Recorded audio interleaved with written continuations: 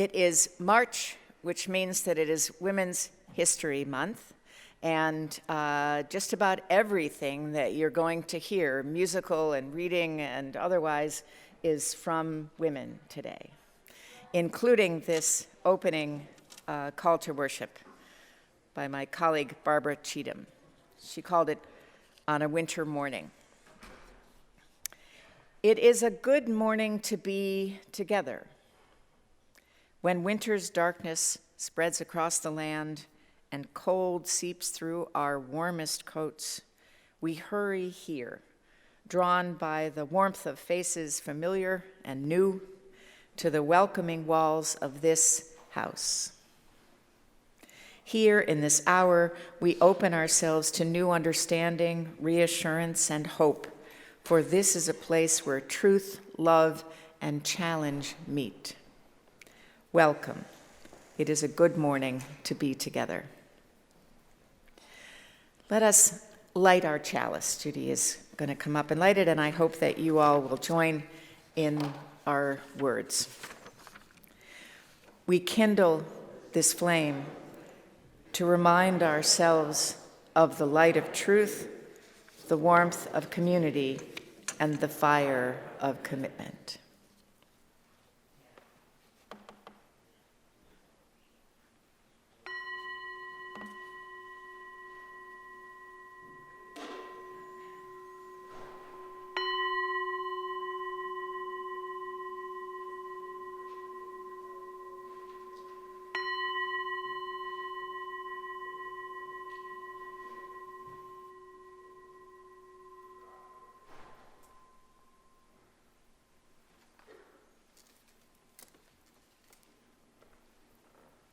Welcome to the March 5th, 2023 Sunday service at the First Unitarian Universalist Society of Burlington, Vermont.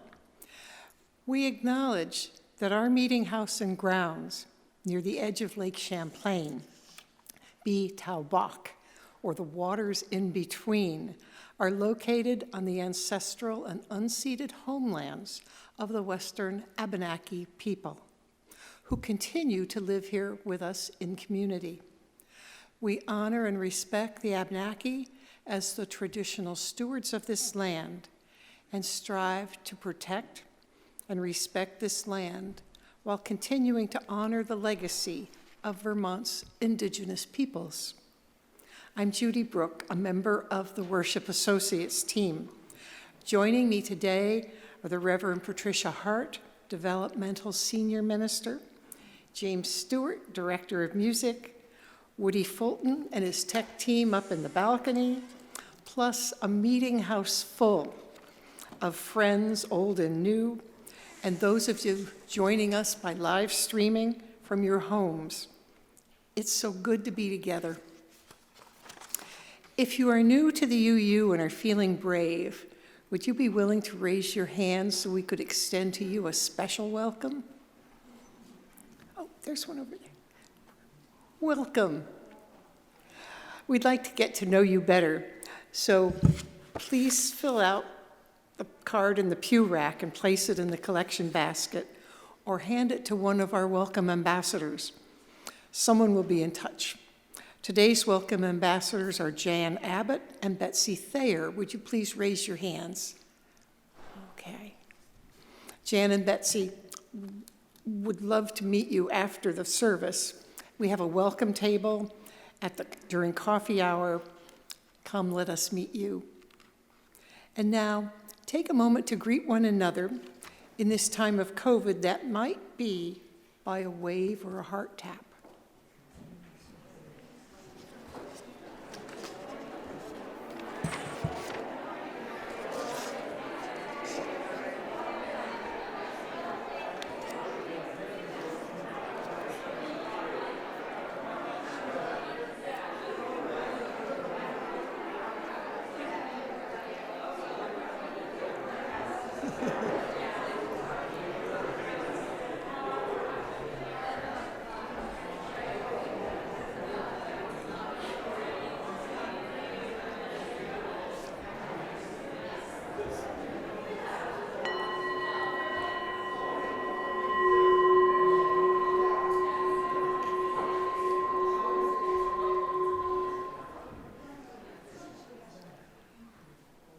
I sense a lot of people suffering from cabin fever.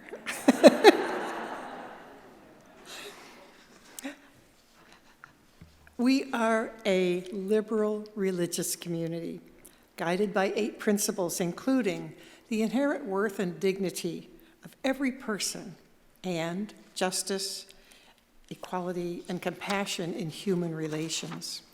And we're an active congregation. After this service, there is the before-mentioned coffee hour downstairs in the community room. The climate conversation group will meet in the Reeb room. And there's an art show opening upstairs in the newly refurbished art gallery. Come and see what Rustscapes are all about. Refreshments will be served. So check out our latest newsletter or our website, uusociety.org, to find out what you might become active in. Grateful thanks to all who made this service possible. Special thanks to James Stewart, Director of Music, and flowers by Sarah Forbes. No matter who you are, where you come from, what you believe, you're welcome here. Come, let us worship together. And now let us sing. That's going to be the title of our opening hymn together. It's hymn number 368. I invite you to stand in body or spirit. And this song has 2 parts if you take a look in the hymnal. It has a lower part and an upper part, and I won't tell who to sing what. You sing whatever sounds good or feels good to you. But the lower part goes like this, and we'll learn these parts, and then we'll sing the hymn together. It goes like this. Now let us sing, sing, sing, sing. Now let us sing, sing, sing, sing. Lift up your voice, be not afraid. Now let us sing to the power of the faith within. You got that lower parts? And the upper parts, we're going to sing after them. They'll sing, now let us sing. We'll sing to the power of the faith within. Sing to the power of the faith within. Lift up your voice, be not afraid. Sing to the power of the faith within. Now, I will sing the upper part, and I invite those that are strong in the lower part to sing that out with us, and we'll do it together. Here we go. 1, 2, 3. Now let us sing. Sing to the power of the faith within. Sing to the power of the faith within. Lift up your voice. Be not afraid. Sing to the power of the faith within. Sing to the power of the hope within. Sing to the power of the hope within. Lift up your voice. Be not afraid. Sing to the power of the hope within. Sing to the power of the love within. Sing to the power of the love within. Lift up your voice, be not afraid. Sing to the power of the hope within. Sing to the power of the joy within. Sing to the power of the joy within. Lift up your voice, be not afraid. Sing to the power of the joy within. Sing to the power of the faith within. Sing to the power of the faith within. Lift up your voice, be not afraid. Sing to the power of the faith within. Thank you. Please be seated.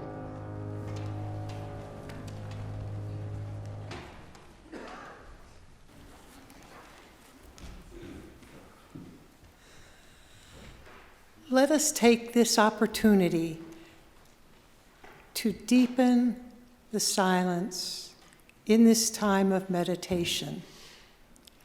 Let's take a deep breath together, breathing in the breath of life, breathing out the breath of peace, and come into a place of holy listening. The Milne Gerlach family would like to share their sorrow for the death of longtime UU member Robin Milne. Robin had been a member of this first UU Society since 1960. She died peacefully with family by her side on December 20th.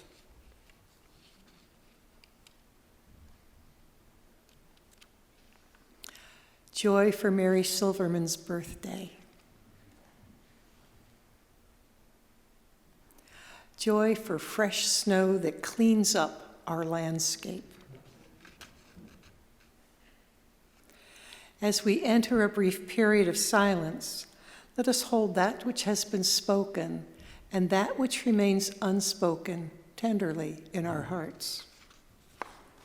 And when the music begins, you are invited to come forward and place a small stone from the basket on the table, signifying your joy or sorrow. Combine it with others' joys and sorrows. Now, let us share the silence.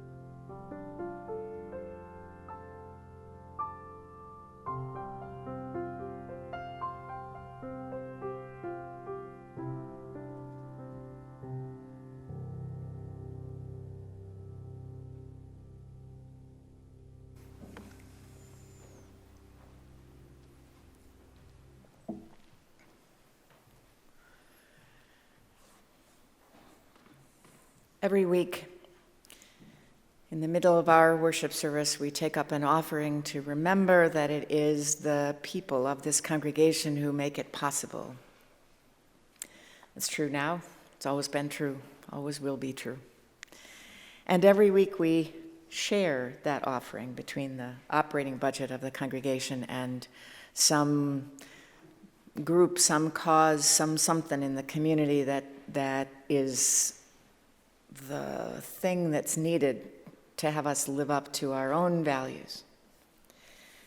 We're sharing this offering in the month of March with this congregation's own Angel Fund.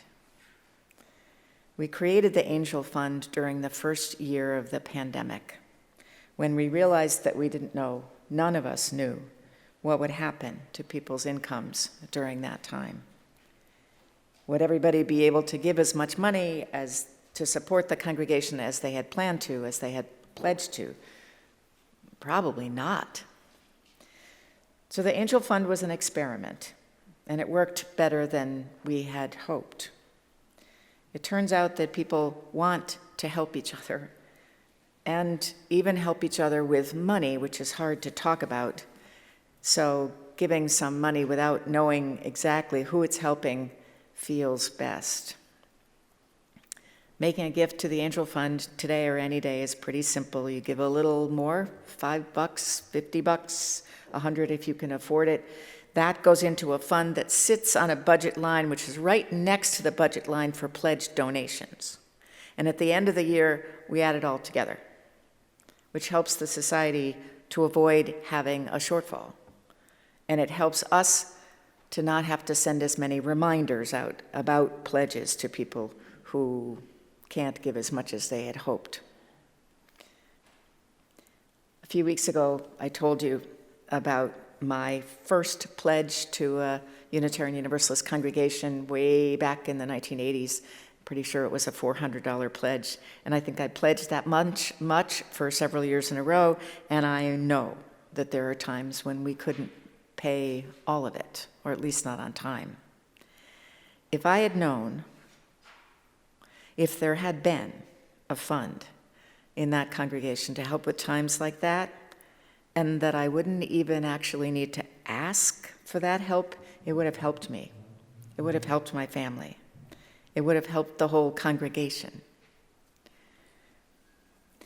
Today, the sermon I'm going to give in a few minutes is the third sermon in 3 months about the history of this society.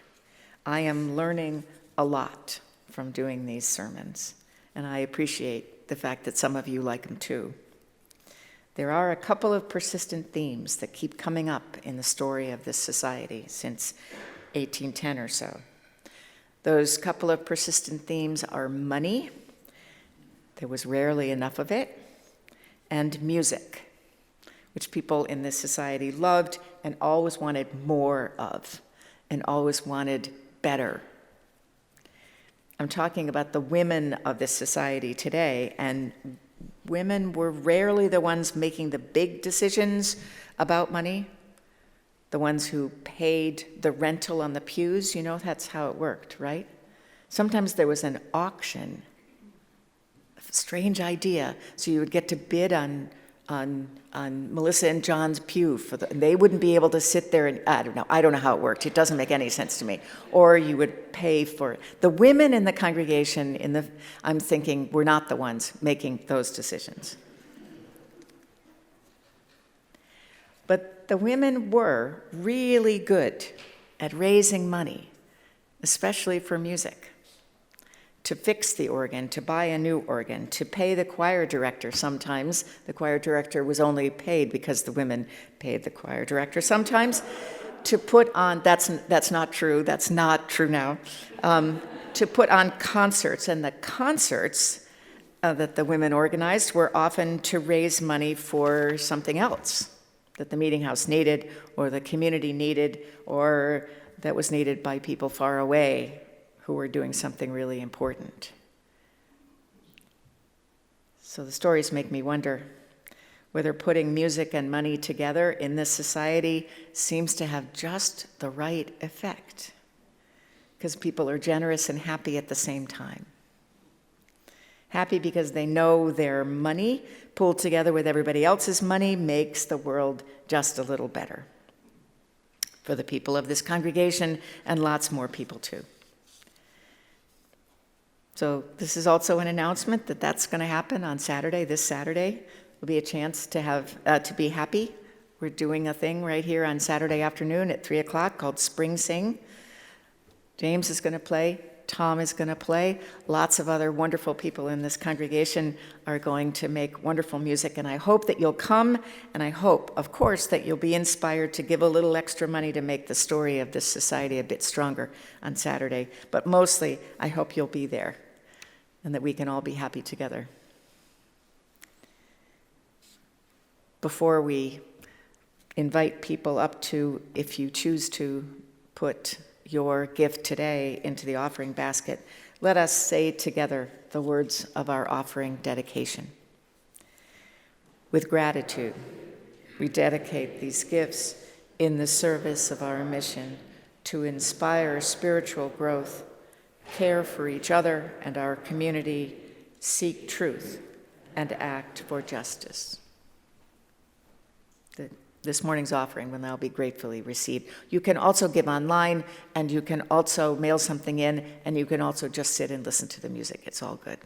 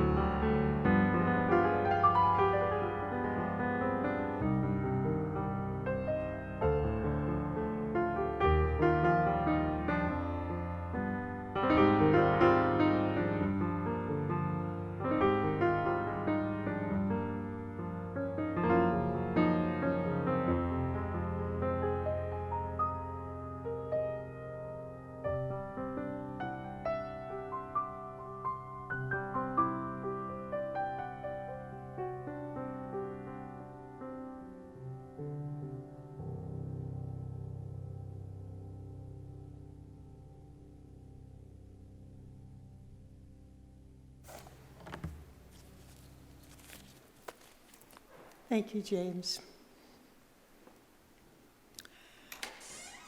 You've heard the expression, going in circles. On reflection, I find that comforting. I belong to some wonderful circles.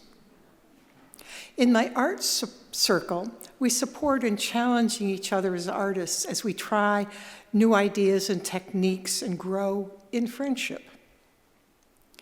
In my circle of kayak buddies, going strong for 20 years, we revel in nature's beauty as we paddle the Adirondacks, New Hampshire's Connecticut lakes, and Vermont's Northeast Kingdom. We're away for 3 to 5 days, living communally, reveling in our athleticism, but helping each other do what used to be much easier to do, and building good friendships. And then there are the quilters.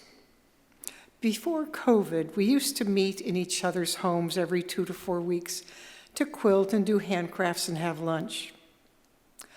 But what we really end up doing is sharing stories of our lives, trips, crafts, grandchildren, recipes, health scares, and deaths of family members. We are there for each other. At Christmas time, we gather for a special lunch and give each other small presents. And then several years ago, we decided that we really didn't need all these lovely small gifts. We decided we could make a difference in our community. We chose a nonprofit supporting women and/or girls. One year it was Vermont Works for Women, and the other Girls on the Run. And we wrote individual checks, stuffed them in one big envelope with a note, and sent them off. We figure that together we can have more of an impact than if we each go our own way.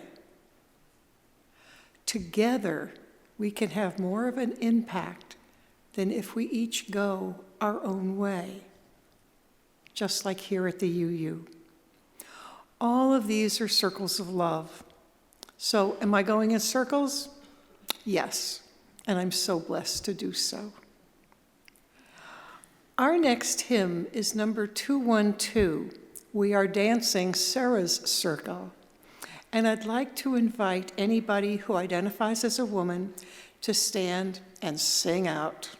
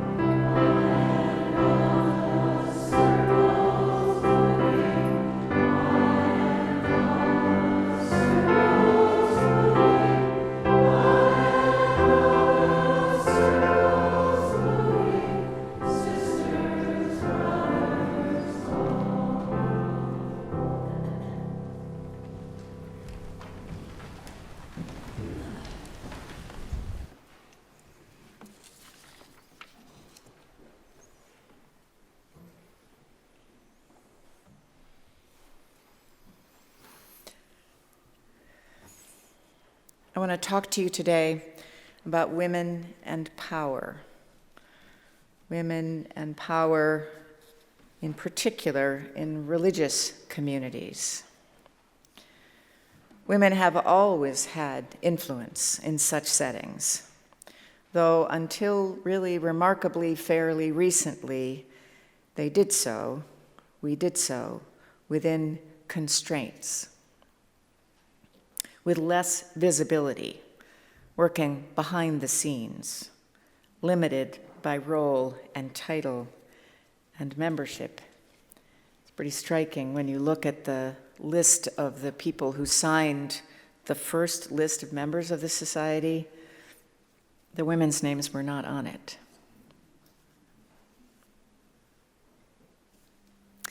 During the 20th century, as with so many other aspects of life in this country, all that began to change.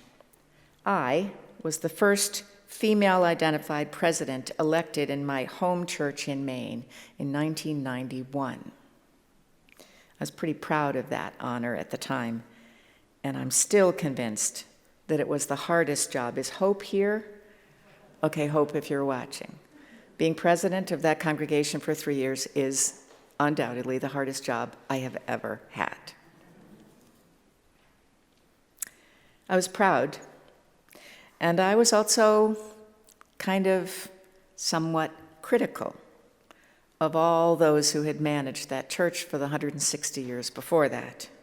It was so good that we enlightened folks were finally figuring things out, you know? I want to tell you 2 stories. The first is a conversation I had with the Reverend Dan Hotchkiss. It was just a few years later, maybe it was the middle 90s. Dan was at that point a Unitarian Universalist minister somewhere in Massachusetts. He's now a pretty well-known church consultant. And I had, by that time, finished up my term as president, and I was in seminary preparing for the ministry. And I was learning depressing stories about how long it had taken for Unitarians and Universalists to ordain women to the ministry. The Universalists did it first. Anybody remember the name of the first woman ordained by any denomination in this country? She was a Universalist. Olympia Brown was indeed her name, yes. In do you remember the year? 1863.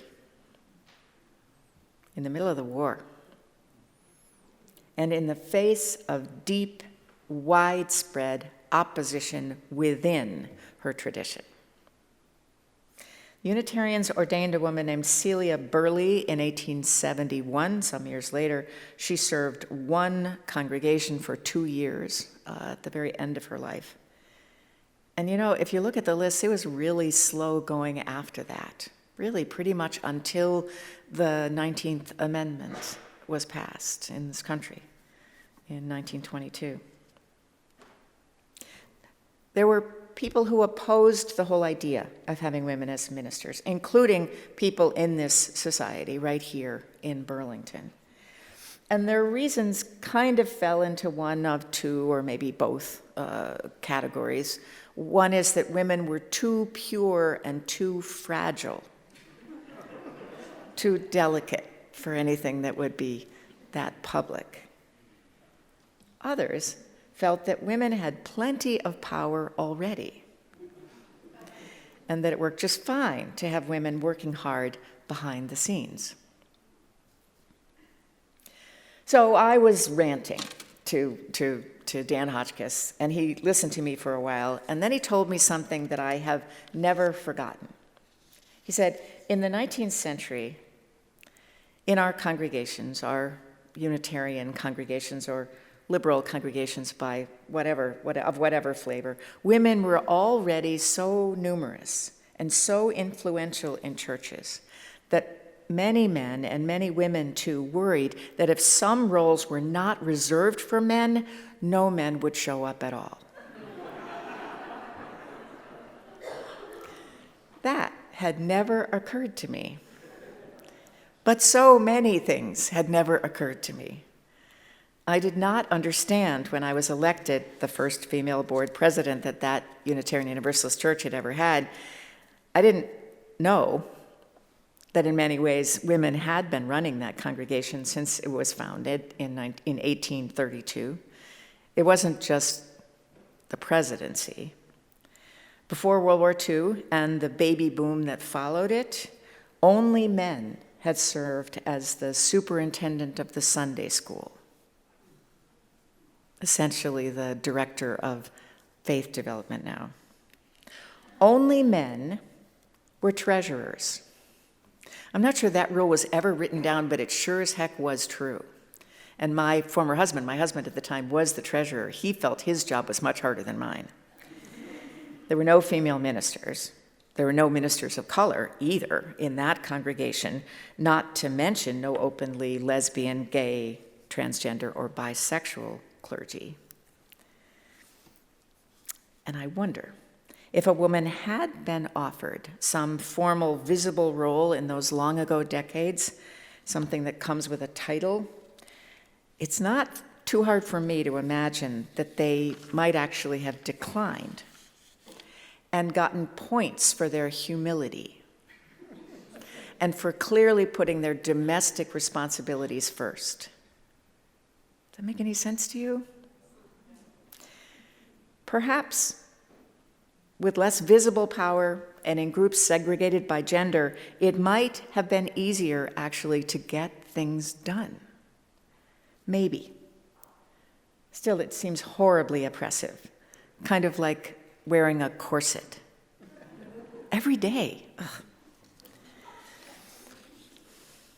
Okay, here's the second story. When I became president of my congregation, I ran board meetings and I got involved with planning the budget. That church, that job, is where I first learned to read financial statements and annual reports. And I learned something about the Women's Alliance in my church in Maine. I didn't really know much at the time. I knew, though, because it was impossible to avoid knowing, that the Women's Alliance ran the bean suppers. This is Maine, after all. Every month, on the third Saturday, our church, all the other churches and benevolent associations in town had different days that they did bean suppers. There were a lot of bean suppers in that little town. But ours was the third Saturday of every month, and I did not know that really that was all about what we would now call social justice, because we fed anybody who came and paid or maybe didn't pay the small amount that was being charged in order to eat as much as they wanted. The menu was always the same. Sorry, I still remember it, and I gotta tell you. American chop suey. My children don't even know what that is. Cabbage casserole. Clam casserole, that's an original. Vats of coleslaw, macaroni salad, Jell-O salad, gallons, unbelievable amounts of coffee, and of course, baked beans. There were 3 different kinds of beans. This was Maine, remember? And the recipes were absolutely secret. And bizarrely, it was always the job of a man in the congregation to make the beans. I don't get that, but anyway. And many, many, many different kinds of pie. That church is also where I learned to make pie crust. All of this was made by members of the congregation, mostly women, and delivered on Saturday afternoon for the bean supper. The kitchen was managed in a very, very effective and not at all democratic way by members of the Women's Alliance. Men who came to volunteer, and there were several of them, including the minister, their jobs were to serve coffee and to wash the dishes. That was it. There were a lot of dishes. But here's what I didn't know until I was on the board. The Women's Alliance in that church, and every other church, raised money, in that case from the bean suppers and other fundraisers, and they decided how to spend that money. The minister could, if he wanted to, mention something that he hoped the money might pay for this year, but the women decided. And the minister did not always get what he hoped for. That had never occurred to me. The story of the Women's Alliance at this congregation, this now First Unitarian Universalist Society of Burlington, that story is quite remarkable. I am so indebted to Els Curtis, who wrote, this is the first edition of this book called The Holiness of Helpfulness, and Els is working on the rewrite, and Ellen Shea is helping to edit it, and it will come out at some point. I highly recommend it to you. This copy is going back to the library, so you can borrow it yourself. I'm grateful, too, to Mary Gady, who knows her way around the archives, and a person that I've not met named Elizabeth Manders, Wiz Manders. I don't know whether any of you remember her. She is an archivist and a librarian who worked with Dori Sengas here on the UU archives some years ago. So here's some history. Congregation began in maybe 1810. The building was finished in 1816. In 1828, a group of women in the congregation formed the Ladies' Sewing Society. A few years later, they renamed it the Ladies' Society, though they still and always did lots of sewing. Their mission stayed the same. Quote, to promote the best interests of the church and charitable enterprise, encourage hospitality and social intercourse. Hospitality and social intercourse meant frequently that the women were not only getting together and enjoying each other's company, but they were learning about the world through lectures and study. Many Protestant churches of the late 18th and early 19th centuries had female-dominated missionary societies who were raising money, to help the people a long way.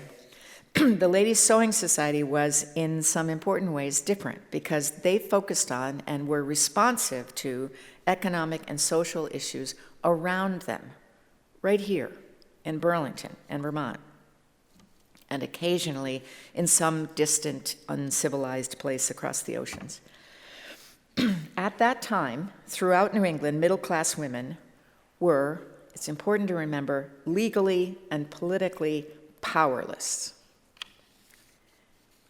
They formed societies in part, maybe in major part, to exert influence within their congregation and in their communities, as well as to find companionship and useful work outside the confines of their homes. They raised money pretty effectively. In this congregation, it was through sewing things. They sewed these things called points. Anybody know what points were? They're squares or triangles that were used in decorative ways in clothing and household furnishings, perhaps. They're very labor intensive, and apparently the women in this congregation were really good at sewing points and selling them as far away as New York City. I wanted to give you a list of just a few projects that the Ladies' Society accomplished. In 1845, there was a big 4th of July event right here, one imagines, and the women raised $800, which was a lot of money at that point, for carpeting. That was the first carpeting in this meeting house, for a communion table, for other furniture and decorations in the chancel, including curtains. That used to be a window. And the idea was that the minister might need the light from the window to read his sermon, but it was also kind of blinding for the people sitting in the pews. So they made curtains. In the 1850s, they sent funds to support abolitionists in Kansas. In 1853, they raised, the amount of money that was spent was $324 to create what they called a vestry underneath this sanctuary for gatherings of many kinds. It was just a basement at that point. And women could not yet vote as society members in 1853, but they made this proposal anyway, and the board, who were then known as the Prudential Committee, directed, this part's in writing, that renovations to create the vestry must be subject to the ladies' advice and approval. In 1859, last month I told you about Joshua Young, the minister in that year who went to the funeral of John Brown across the lake. In that same year, with all that controversy, the women raised money for new windows in the meeting house. So property committee, can you imagine? But they did it. During the Civil War, the women of this congregation and every congregation rolled bandages and donated and raised funds for medical care for wounded soldiers fighting in the war. And they also, that year and others, they paid for music for the choir and even for the choir director. In 1862, right after Joshua Young resigned, the society voted to purchase a new organ. They had wanted that for years. And that meant altering the floor of the meeting house, the ceiling, and the balcony to building an organ room in the tower. And the women raised funds for all of those renovations, and one of their numbers, served as an organist with no salary for at least 2 years to save funds she wanted in order to make this new organ possible. In 1868, they refitted the room above the parlors, so the room upstairs from the room right behind here, as a chapel for the Sunday school, which had its own small organ. In 1871, they sent money to help the recovery in Chicago from the Great Fire. And in the 1870s and 1880s, they really went to town. They created several new committees. You need to understand these were not committees of, as they called it then, the church or the society. These were committees of the Ladies' Society. They had an advisory committee, and it's very clear in their rules that they allowed 2 men and 2 women to be on the advisory committee. I think that was very open-minded of them. They created a visiting committee, which was all about parish calling, going to call on people, a committee for charitable work, a committee for fancy work, which was all the sewing that they did, which was their most effective kind of fundraising. They created a youth organization, which they called Unity, which invited and involved youth from this congregation and other congregations to weekly worship, justice efforts, and recreation. Els writes that at that point, the ladies were now the engine of congregational life and witness. In 1899, the Ladies' Society here joined a national group, and that's when they became the Alliance, because they joined the Alliance for Unitarian Women, which included women from many, many, many congregations around the country. And here, as in other places, the Ladies' Alliance at that point were innovators. They created programs. The text, some footnote, or perhaps Elsa's text says that these new programs were especially of interest to those not necessarily attracted to the old routines. I sort of wonder what that might be. They also had delegates, the Ladies' Alliance here, on several local charitable boards, and were part of an interfaith network. It didn't stop there, but of course it did change. The whole way this congregation functions changed, starting in some of those early 20th century decades. The society, the congregation, the institution, took on more responsibility for managing its programs, rather than depending on the women of the congregation to do that work for free. The society hired staff, many of whom were and are women, and who are blessedly, rightly, fairly paid. The Women's Alliance is still here, still has lunch once a month, and thankfully once more in person. I want to tell you one more story about the Women's Alliance in relatively recent decades, maybe about the same time that I was becoming a president of the congregation in Maine. The story, which actually comes to us from Mary Silverman, is that there was a group of women in this congregation, probably, almost certainly part of the Alliance, who were very concerned about the sexism in the language, in the hymnal, in the Bible, in the readings. It was not unusual to have language which referred to humanity and male, masculine pronouns, and to God always as he. And this was an issue here, clearly, but it was an issue in the whole country as well, in Unitarian and other liberal congregations. And so these women, this group of women who were empowered by their own experience and by what was going on, they approached the minister at that time about changing this sexist language in the hymns and the readings. That did not happen right away, but it did happen shortly afterwards. And the group of people who were at that point were part of the search team, the ministerial search team. We have a few of you here with us today now. We're very aware that that was one of the issues that this congregation had.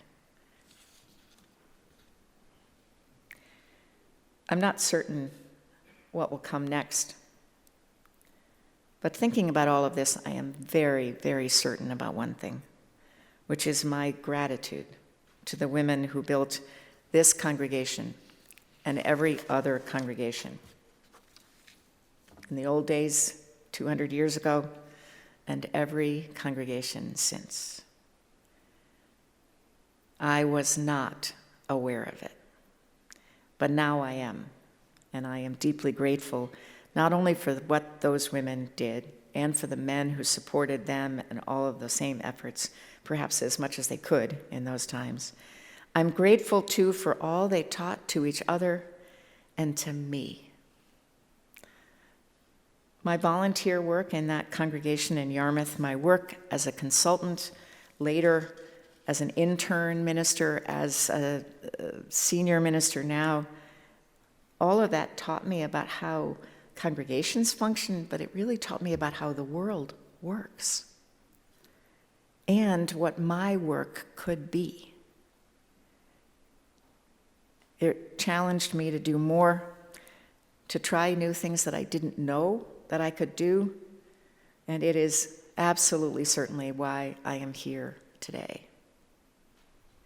So the thought I want to leave you with today is to perhaps call up a particular person who comes to mind who helped you feel welcomed here, but more than welcome, which is essential, but just the beginning, more than welcome, who helped you to feel useful here, who taught you through their example and their encouragement to try something that you didn't already know that you could do, and provided the friendship, the companionship, and the support while you tried that out.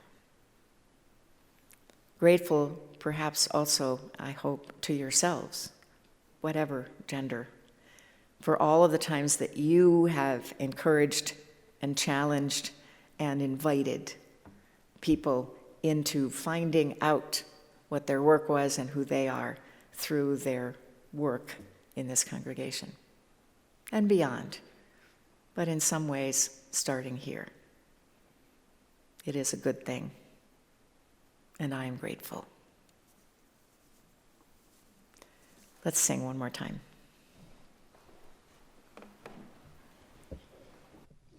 Would like to invite you to stand with me in body or spirit, and we'll sing together hymn number 1017. It's in that teal hymnal in front of you, Building a New Way.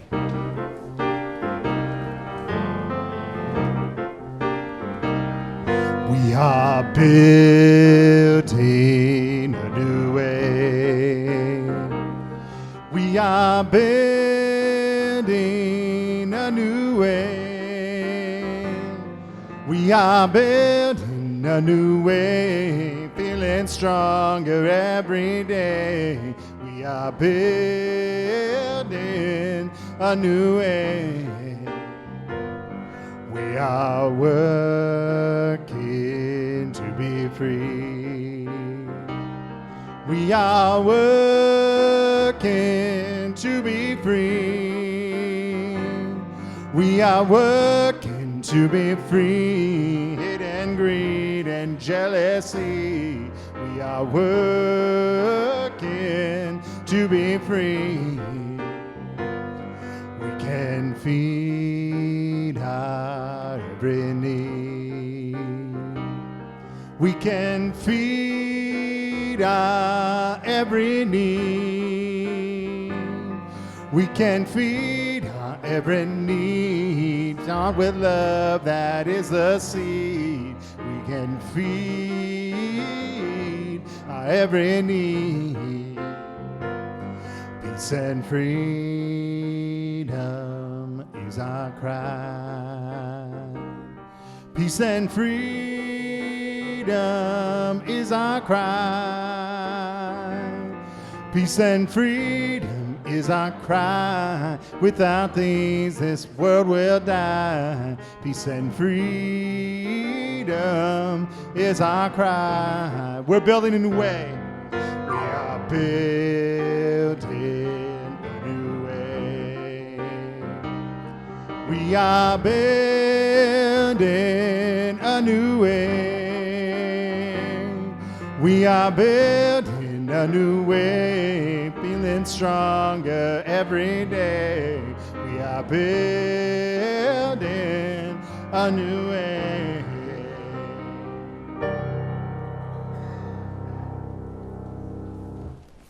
Thank you.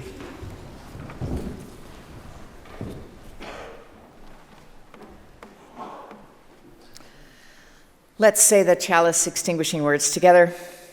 We extinguish this flame, but not the light of truth, the warmth of community, or the fire of commitment. These we carry in our hearts and share with the world until we are together again. Our benediction today is from Laura Lynn Bellamy. If here you have found freedom, take it with you into the world. If you have found comfort, go and share it with others. If you have dreamed dreams, help one another that they may come true. If you have known love, give some back to a bruised and hurting world. Go in peace.